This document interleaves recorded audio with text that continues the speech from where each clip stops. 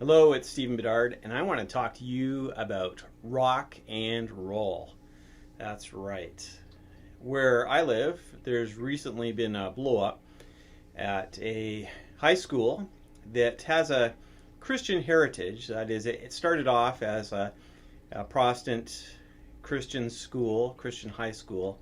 It eventually came into the public system, so it receives full public funding, and people attend that as they would attend any other high school in our city. There are a lot of Christians do go there, and there is some more of a spiritual element available voluntarily to students if they want, but it's really not technically a Christian school. Anyways, at this school, they have a principal who posted on her Instagram page a picture of her and another person at an Iron Maiden concert with Iron Maiden posters behind them, and that imagery there, and someone, parent from the school, requested that principal be transferred because of promoting Satanism at a Christian school. But I've already said it's not a Christian school, but no one should be promoting Satanism even at a public school. So what do we do with all this? Well, just so you know, that petition that was started by that parent has been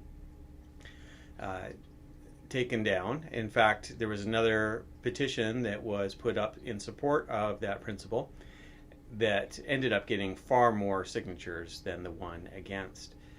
But what should Christians think about rock music? So I'm going to share a little bit about my background in music, my taste in music, and so on, and then try to reflect a little bit about what this means. So I ended up getting into music, listening to music. I'm useless at playing music. Getting into listening to music probably when I was about 12, 13 years old, just maybe end of grade 8, beginning of grade 9. And the first album I got into was Rush's Fly By Night. And my cousin brought it over, we listened to it, and thought it was just absolutely amazing. And I still think it's an amazing album. So that was my introduction to rock music, and that helped to shape where my music tastes went from there. The very first album that I ever bought, and by album I do mean a record, yes, a vinyl disc.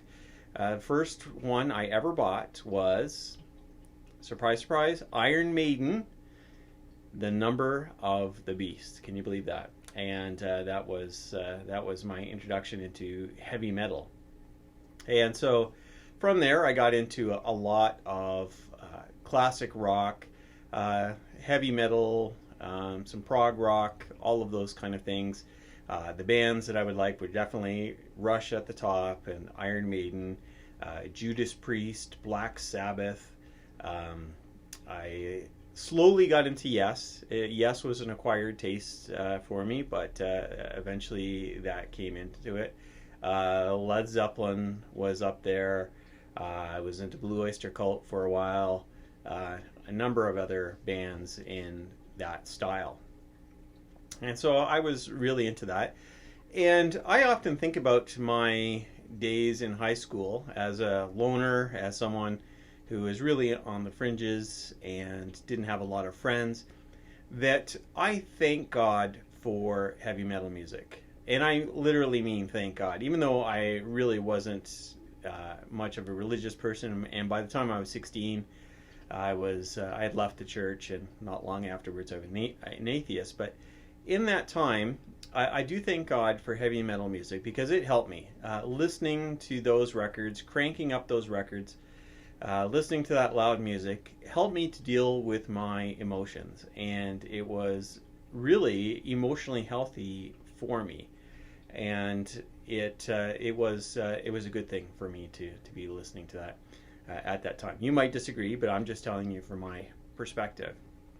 And by the time I got to near the end of high school, my tastes were changing. I was kind of leaving heavy metal behind and focusing more on the more classic rock, prog rock kind of music. So a lot of Rush, a lot of Yes, some Pink Floyd, that kind of thing that I was listening to and quite enjoying it.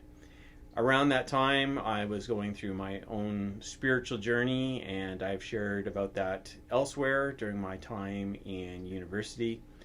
And so that was going on. And eventually, I came back to faith, started attending the church that I grew up in, which was fine. And then a little bit after that, I ended up at a Pentecostal church that I was attending, and that became an important part of my discipleship. I was baptized there, I was discipled there, and that particular Pentecostal church had a very strong anti-rock philosophy, and I wasn't surprised because in that time, say during university and maybe even my late high school years, we used to watch Televangelists on TV, not because we believed that, but because we were entertained by it.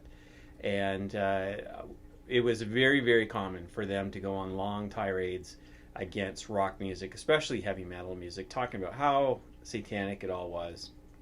No matter what, it was all satanic. AC/DC was Antichrist, Devil's Children, all of those things, and I always got a kick out of that because it was so obvious that they were misunderstanding everything about it. But I would watch it because, frankly, I'd see more clips of the music I liked on these televangelist shows than I would on the video shows, the music video shows they were on, as most of the stuff they were playing was the music that I didn't like. So it was one of the reasons I did that. So I wasn't surprised that this Pentecostal church was against it. And it was made pretty clear that music, it either was praising Jesus or was praising Satan. That's just the way it was. And in fact, I remember talking to one of the pastors, asking him about Christian rock, and he said, "No, you better keep away from Christian rock as well. It's not a good thing. It's a slippery slope to the regular rock, and then that's Satanism." And I got to tell you, I got rid of all of my records. All the records I had ended up. I left a lot of them at my parents' house, and they knew I wasn't listening to that anymore. They eventually took it to a secondhand store and donated them. Some other of my stuff, I was at an old-fashioned record burning party at this church, and the whole bit. And I was told that rock music was all of the devil. We don't listen to that. But I really liked that music and had a hard time getting into and discovering Christian music that I like. Now, early on, I was introduced to Rich Mullins, who I still like. I still think he is was a gifted musician, and I still listen to his music, so I appreciate that. But I was really pushed to just listening to praise music. That's all you were supposed to listen to. Where back then it was Maranatha, and then Hosanna, Integrity, Vineyard. Those were the big ones back then. And that's what you were supposed to be listening to. And I was fine listening to praise music, but I liked to listen to something more. I eventually got a job working for a distributor of Christian music. They would distribute Christian music all over Canada. And we got really cheap CDs. In fact, you got one free CD as an employee, one free CD a month, and then you got them really cheap to buy. And so I was able to build up my Christian rock collection and to get to know some of these artists. And some of it was pretty good, and I really liked some of it. Actually, one of my favorites I discovered during that time was Iona, which is I would describe it as a Celtic prog rock Christian band, if you can imagine that. They are very much, I would say, in the style of Yes, with more of a Celtic flavor and drawing a lot on historical Christianity for their stuff. Excellent. I mean, I would listen to it even if I wasn't a Christian. The music is so good, but the depth of meaning in the lyrics is really good too, so I really liked it. I actually got to meet at that job Larry Norman. Why Should the Devil Have All the Good Music is one of the songs he sang. He came by our warehouse, and I got to shake his hand. He was a very nice guy.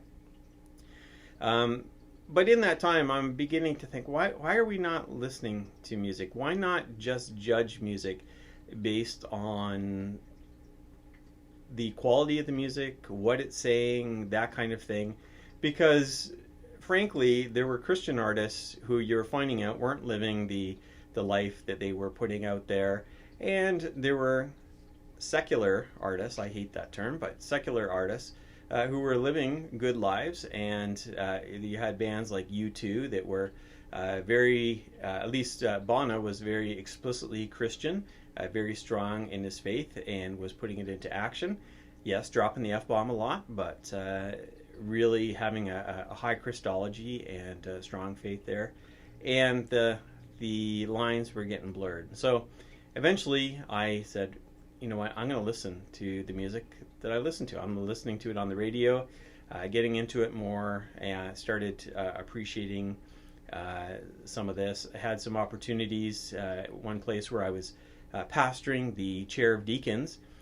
She was on the municipal council and was supposed to be at this concert that was happening in this small town where I was pastoring. Just to make sure everything was going all right, she asked if I would come because her son wasn't available. So I came, as pastoral duty.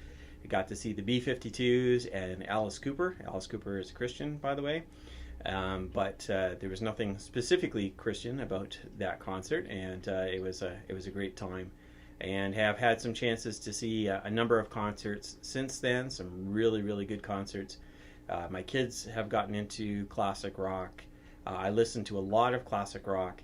I'm actually just starting to get back into some Christian rock and some other Christian music after taking some time away from that because I didn't like the idea of it being pushed as the only alternative. Now I want to judge the music based on what it is and the style, the quality of the lyrics. And that actually brings me back to Iron Maiden. As I listen to Iron Maiden, first of all, I think their music is brilliant. But when you listen to their lyrics, it is very thoughtful. Like, you actually need pretty much a history degree and a degree in English literature to get all of the references in their songs, because they are very intelligent songwriters. Now, that's not to say that I approve of all music. There are songs that I will skip listening to because I do not like the content of the lyrics, and I think that's a good way to go, rather than just saying if it's not specifically praising Jesus, then we shouldn't listen to it. I actually find that a lot of the secular music that I listen to has such thoughtful reflections upon life that it actually is one of the most helpful ways for me to find the intersection of my faith and the way the world really is. And so it actually is a positive experience for me. Positive in a different way from my teen years when I was trying to sort through my emotions. Now I'm trying to sort through my thinking about the world. And again, rock music is coming to the rescue, and so I find it very helpful. So what am I saying for you? Should you listen to rock music? I'm not saying that. You might not like rock music. You might hate rock music. You might prefer country. You might prefer Southern gospel. You might prefer rap. Now, I don't get rap. I'm sorry. I'm not trying to be judgmental in any way. My son listens to some rap, and I don't get it, but that's fine. I don't have to get it. The point is, I'm not trying to tell anyone what kind of music they listen to. I am saying, be careful in judging what other people do. You may be turned off completely by a certain kind of music, and that is fine. Don't listen to it. If your conscience is telling you don't listen to rock music, then don't listen to rock music. I would actually say the period of my life in which I didn't listen to rock music probably was a positive experience for me to focus completely on my discipleship, and being immersed in Christian praise music was a good experience for that chapter of my life, and that was a good thing. But where God is leading you, that's between you and God, and it is not our job to police other people's taste in music. And definitely, we should be very careful in trying to label something as satanic when you don't really know that it is satanic. I've listened to Iron Maiden, I've listened to a lot of other heavy metal bands who have been called satanic and really have not found anything satanic in what they are doing. I'm sure that there are some bands out there that do embrace that kind of thing, but they are on the fringes, and that they're not the music that most people are listening to. So those are just some random thoughts about Christians and rock music, and I guess I gotta say, just rock on. Thank you for listening to this video, and God bless you.